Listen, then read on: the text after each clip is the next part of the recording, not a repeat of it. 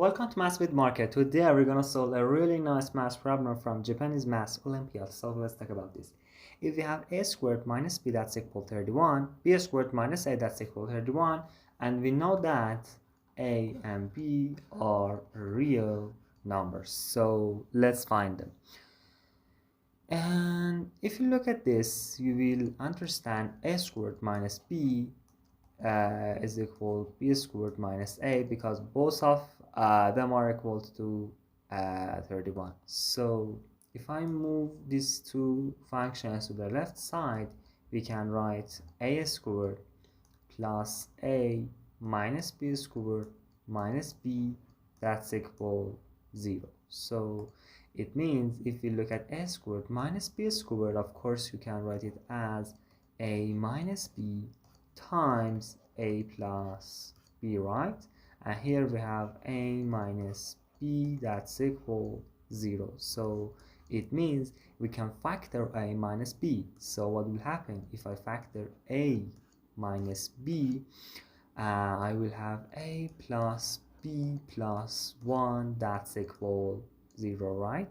So it means we have two situations. The first one when a equals b, and the second one when a plus b plus 1 that's equal 0, right? So it means b equals to negative a negative 1.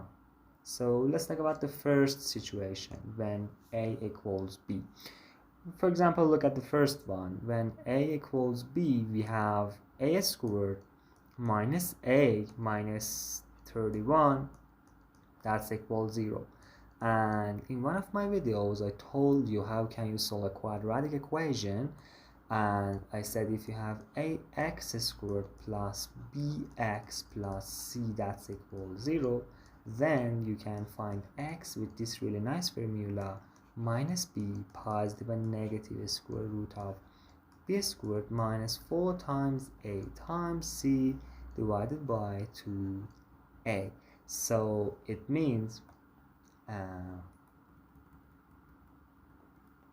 in this case a will be equal, I put a link of that video in description and proved it why this formula is correct. So in this case a is equal negative b, so positive 1 positive and negative square root of b squared 1 minus 4 times a times c, this one over 2, right?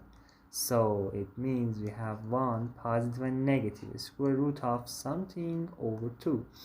4 times 31 that's equal plus 1 that's equal 125. Yeah, that's correct. So it means that we can write 1 positive and negative 5 times the square root of 5 over 2, and that's equal a, and a was equal b, so that's equal b2, and this is the first this is our first answers for this equation. The second situation, I told b is equal negative a negative 1. So if we use the second equation, for example, that's not different between using the first one or the second one, they're the same.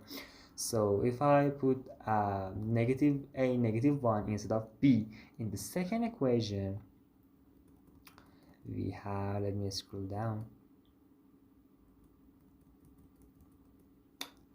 Okay, we have negative a negative 1 squared negative minus a that's equal 31, right?